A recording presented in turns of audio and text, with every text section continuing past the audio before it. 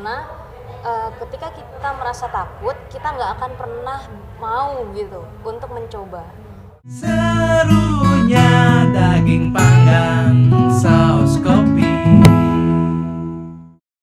Hai teman Mangsi, selamat datang di obrolan meja makan Mangsi. Jadi obrolan meja makan ini adalah forum bagi teman Mangsi atau tim Mangsi untuk mengobrol bersama tim Mangsi juga.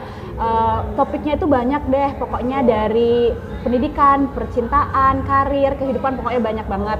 Dan sebelumnya perkenalkan, nama aku Cynthia yang akan menjadi host dan akan menemani tim dan teman Mangsi untuk mengobrol. Nah, di episode perdana ini kita akan membahas hal yang seru nih, yaitu terkait dengan ternyata nggak sejalan ya. Apa sih yang nggak sejalan itu? Tenang, kita udah punya narasumber atau teman tim Mangsi yang akan menjadi bintang tamu kita pada kali ini yang pernah mengalami, bukan pernah deh, dia yang sedang mengalami hal nggak sejalan ini. Jadi yang nggak sejalan itu adalah pendidikan yang dia tempuh sebelumnya dengan karirnya dia sekarang. Jadi sekarang di Mangsi dia bekerja sebagai desainer dan sebelumnya dia menempuh pendidikan di jurusan ilmu ekonomi Islam. Nah, untuk tahu lebih lanjutnya kita langsung aja deh sapa ya Kak Sela. Hai Kak Sela, maaf ya Kak nunggu lama, biasalah kita opening dulu ya Kak ya. Iya emang. Jadi langsung aja nih Kak, to the point aku menanyanya. Kak Sela ini ngerasa nggak sih nggak sejalan atau salah jurusan? Tapi sebelum itu baiknya Kak Sela perkenalkan diri deh dulu Kak, supaya teman-teman Mangsi itu pada tahu siapa sih Kak Sela ini sebenarnya Kak. Silahkan Kak. Oke, hai teman-teman, namaku Sela Madia, biasa dipanggil Sela. Umurku sekarang 23 tahun, posisi di Mangsi sebagai desainer. Tadi pertanyaannya bisa diulang lagi? Oke, sekarang aku punya pertanyaan baru nih Kak. Itu kan pertanyaan utama gitu ya kan. Pertanyaan barunya adalah kenapa sih Kak akhirnya memilih bekerja sebagai desainer grafis? Padahal kok dilihat-lihat dari ilmunya, maksud saya dari jurusan yang Kakak tempuh ini lumayan melenceng ya Kak. Padahal juga dilihat-lihat kalau mau kuliah, maksudnya kerja di bidang ilmu ekonomi Islam itu kayaknya banyak deh peluangnya Kak. Kenapa akhirnya memilih desainer? Boleh dikasih tahu dong Kak teman-teman Mangsi. Oke. Ya kalau bisa dibilang emang tak sejalan ya. Ya ibaratnya kita kayak orang banting setir gitulah. Apa yang udah aku pelajarin sebelumnya itu di ilmu ekonomi Islam, sekarang aku kerja di bagian desainer. Sebenarnya desainer itu skill yang emang aku punya dan aku pengen banget mengasah lagi gitu kan dan mengembangkan skillku itu. Jadi itu kenapa aku lebih milih gitu untuk memilih kerja di bidang desainer daripada ilmu ekonomi Islam gitu. Kayaknya skillnya ini juga didapat dan dikembangin dari organisasi waktu kuliah ya Kak ya? Boleh diceritain nggak itu Kak? Gimana proses mengembangkan skillnya di organisasi kayak gitu? Oke, walaupun aku di bidang ilmu ekonomi Islam, tapi selama aku menjalani perkuliahan itu kan ada beberapa organisasi gitu. Ya ada yang terkait dengan ilmu ekonomi Islam itu sendiri, ada yang di luar itu gitu. Tapi dari perkuliahan itu banyak organisasi-organisasi dan di setiap organisasi itu pasti kepanitiaanku itu posisinya sebagai desainernya atau editornya lah gitu bisa dibilang. Jadi emang selama 4 tahun kuliah itu ya walaupun kita tuh mendalami di ilmu ekonomi Islam, tapi kalau misalnya setiap ada organisasi itu pasti di bagian kalau nggak sekretaris ya pasti editor. Jadi itu jadi skillnya gitu. Aku banyak belajar di situ sih. Oke, jadi bibit-bibitnya muncul dari sana ya Kak ya. Jadi kan karena sudah beda jurusan, beda bidang nih pekerjaannya. Menurut Kak Sela nih, nilai itu penting nggak sih waktu kita kuliah atau sekolah Kak? Karena banyak yang bilang kalau nilai itu nggak menjamin seseorang itu sukses atau mudah mendapatkan pekerjaan. Gimana Kak menurut Kak Sela? Kalau menurutku lebih di bukan nilainya sih ya, tapi kepintaran seseorang itu menjamin nggak sih dia itu mendapat kerja gitu. Karena gini, oke, dia pintar, tapi dia nggak punya pengalaman atau mungkin dia nggak punya skill. Karena ada orang yang pintar teori, ya kan? Tapi dia nggak pintar di praktek. Nah, kalau menurutku harus diimbangkan. Bukan berarti orang tuh nggak harus pintar, nggak salah. Tapi kita harus bisa mengimbangkan. Ketika kamu memiliki kemampuan gitu ya, jadi pintar, terus udah gitu harus diimbangi dengan skill yang kamu punya gitu. Jadi ilmu teori juga kita punya gitu kan, bisa lancar, prakteknya juga gitu. Jadi menurutku nilai penting sih, tapi harus diimbangi itu sih sama skill atau kemampuan yang dia punya.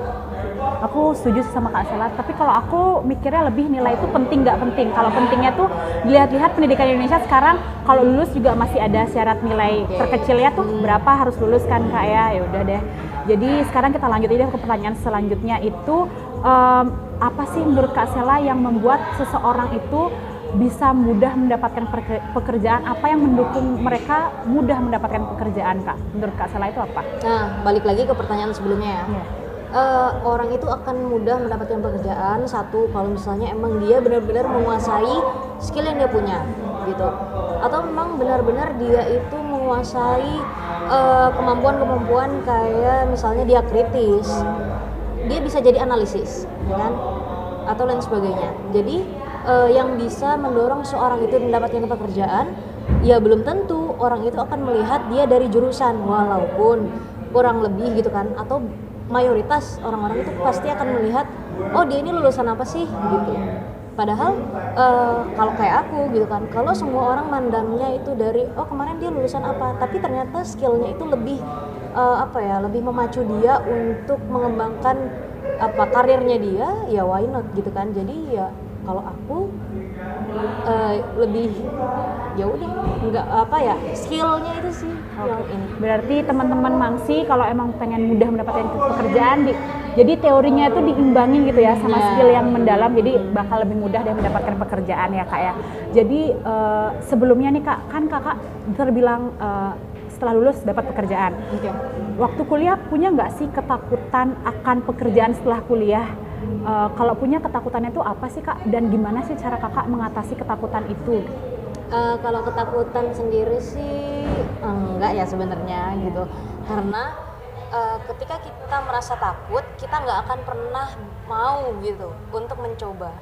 Kalau terus kita tuh dikelilingi sama rasa takut, kita nggak akan mungkin dong break our limit gitu loh, istilahnya gitu. Kita akan terus aja merasa kalau kita itu takut, kita kurang, kita ini, tapi kita harus terus maju kan gitu. Nah, jadi kalau misalnya kalian nih teman-teman Mangsi gitu ya, misalnya kalian punya ketakutan, aku sih saranin kenapa harus takut, kan kamu belum coba gitu. Ya walaupun apa yang ada di kuliah, dan sekarang banyak deh kayaknya anak-anak kuliah tapi dia juga ngambil part kerja gitu, sambil kuliah sambil kerja. Jadi jangan takut dulu. Dan itu satu lagi, kemampuan apa yang kamu dalami, coba cari pekerjaan yang sesuai dengan kemampuanmu gitu. Gak harus sama jurusan ya Kak, karena juga sekarang dilihat-lihat banyak sih orang-orang yang kerja bahkan beda dari jurusannya. Kayak beberapa temanku dia kerja kuliah di engineering, bahkan sekarang ada yang jadi content creator gitu. Jadi kayak ya jurusan gak selalu menjamin kamu kerjaannya sama seperti itu ya kan Kak. Nah ngomong-ngomong nih Kak, kan Kakak beda nih ya jurusan dan juga bidang pekerjaannya. Kira-kira Kakak ngerasa gak sih kalau kuliahnya itu bahkan sia-sia gitu?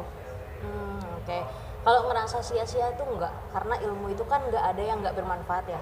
Semua ilmu itu pasti bermanfaat. Jadi kalau menurutku sia-sia ya enggak sih, apalagi kan aku di ilmu ekonomi Islam. Di situ juga belajar tentang manajemen kan. Ya beberapa, aku sekarang kan posisinya desainer tapi di bawah departemen marketing. Jadi beberapa sedikit apa yang mereka membicarakan itu bisa lah aku kayak paham, oh oke, ini ngomongin yang ini ngomongin yang ini. Dan di ilmu ekonomi Islam juga kita belajar tentang matematika dasar, kita belajar tentang lebih ke matematika gitu kan.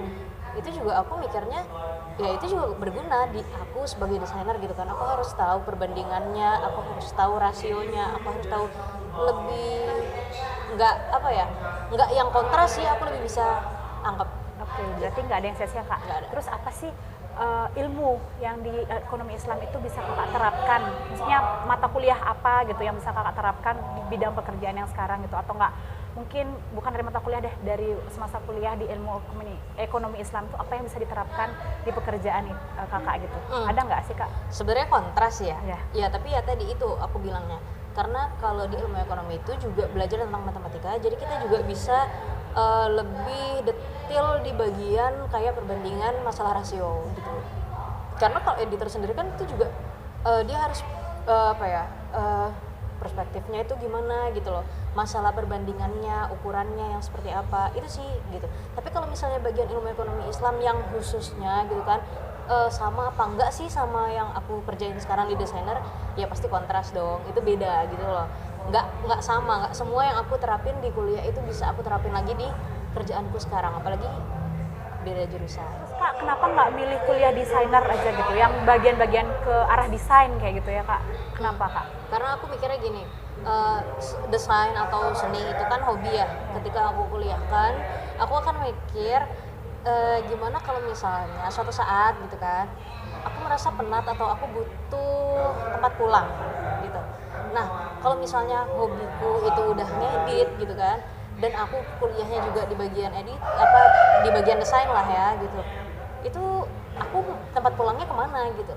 Nah, akhirnya di situ aku milih ke ilmu pasti gitu. Ilmu pasti itu yang mana, dan itu aku milihnya di ilmu ekonomi Islam karena di dalamnya kan ada manajemen juga gitu.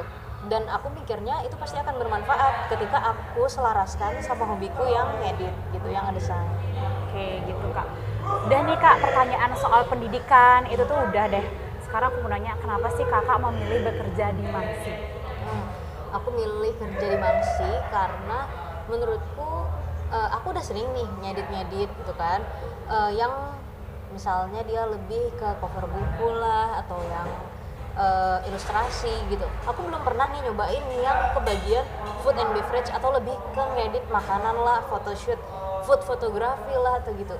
Nah, aku belum pernah nyoba itu dan aku penasaran bisa nggak ya aku gitu melatih kemampuanku di bidang itu di bagian food and beverage. Nah, itu kenapa aku milih Mangsi. Oke, berarti karena hobi dan selaras juga penasaran ya Kak ya, dan kayaknya didengar-dengar nih Kak, Kakak juga hobi makan ya Kak, walaupun makan itu sebenarnya kebutuhan sih kan Kak. Ya gimana kalau karena kita udah ngobrol lumayan panjang nih Kak, Kakak lapar nggak Kak? Lapar lah.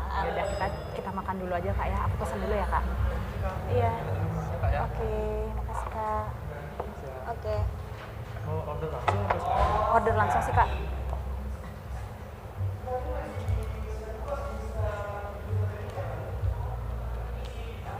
sih Kak, kita lagi ada menu Mangsi jus baru. Oh, yang ini ya Kak ya?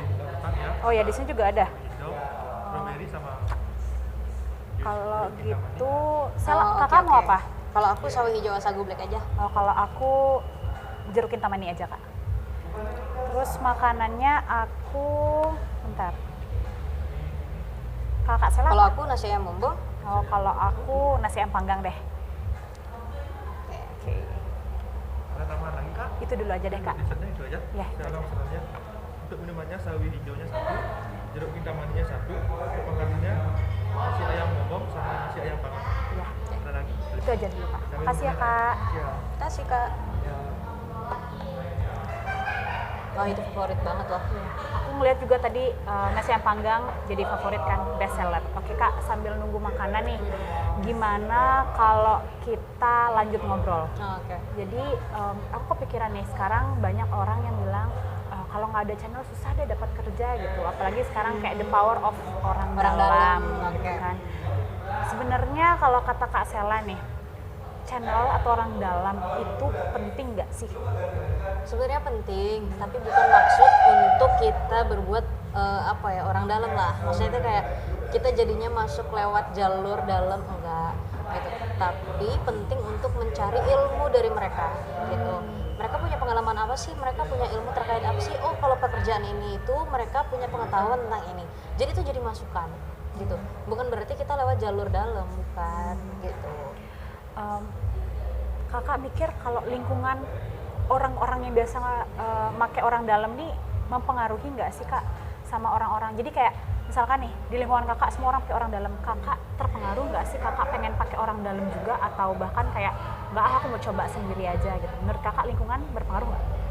Kalau lingkungan itu ya pasti mempengaruhi sih ya. Apalagi psikologis kita tuh jadi kayak mikir, ih semuanya udah pakai orang dalam nih, masa aku nggak ada sih? Ada ketakutan sendiri gitu loh karena itu gitu. Tapi kita harus tetap optimis kan. Kalau misalnya kita ternyata masuk toh di dunia kerjaan gitu, dan ternyata kita diterima, rasa bersyukurnya atau rasa keberhasilannya itu lebih tinggi gitu loh daripada kita emang masuk dari jalur orang dalam gitu. Kan Kak, makannya cepet banget datang Kak. Aku bilang juga apa? Jus sawi hijau. Punya daging panggang, saus kopi. Punya daging panggang, saus kopi. Untuk makanannya sudah semua Kak ya? Ya. Ambil tegalnya Kak. Oh ya, Makasih ya Kak. Sama-sama. Kasih. Oh. Nah, ya, asik banget nih. Gimana kalau kita boleh mulai makan dulu ya? Oke, makan dulu Kak. Oh, Kak Sela nggak nggak pakai pakai saus sopi. Aku tuangin saus chili dulu deh. Chili oil maksudnya. Chili oil. Karena aku suka pedas, jadi emang wajib banget nih pakai chili oilnya Mangsi. Ya nggak sih Kak? Iya, tapi kalau aku karena emang bukan yang selera pedes, jadi cukup di saus kopinya. Iya. Aku selalu kesini itu nggak mungkin ngelewatin chili oil dan saus kopinya karena bener-bener nagih banget deh. Teman-teman Mangsi harus coba loh, yang belum pernah coba, aduh kalian sayang banget. Ya nggak Kak? Oke. Boleh dibukanya dulu ya? Boleh Ya. dong. Waduh, ini Gimana kalau kita cheers dulu? oke, bentar ya Kak. Aku buka minumnya dulu, nggak boleh buru-buru Kak, nanti Ya udah. keselekan. Oke, yuk cheers dulu. Oke. Aduh, Hmm, seger banget, seger enak banget, Aduh, enak banget guys. buat yang belum pernah Kalian coba, harus cobain. coba sekarang juga ke Mangsi deh, nggak usah pakai nunggu. Oke. Makan gak nih Kak? Makan Yuk, dong. makan ya. Selamat makan Kak.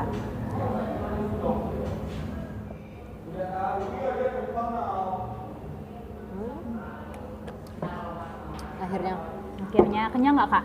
kenyang lah. Emang ya Mangsi tuh nggak pernah ngecewain Kak soal rasa.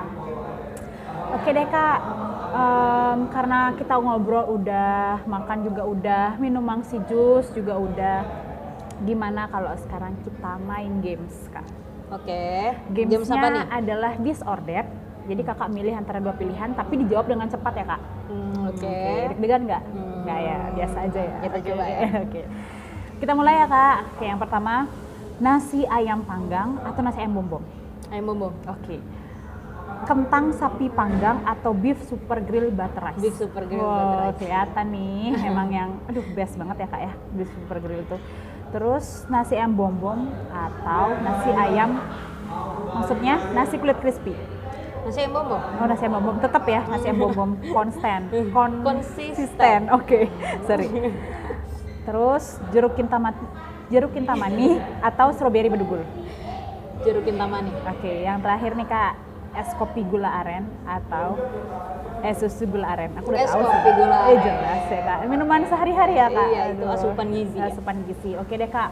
Karena kita udah panjang nih ngobrolnya, udah sempat main, udah sempat makan, pokoknya udah lengkap deh Kak. Sekarang nih gantinya Kakak memberikan pesan-pesan kepada teman-teman Mangsi yang mungkin ngerasain hal yang serupa sama Kak Sela. Jadi Kak Sela bisa memberikan pesan-pesan, memberikan semangat mungkin. Silahkan langsung aja deh Kak ya.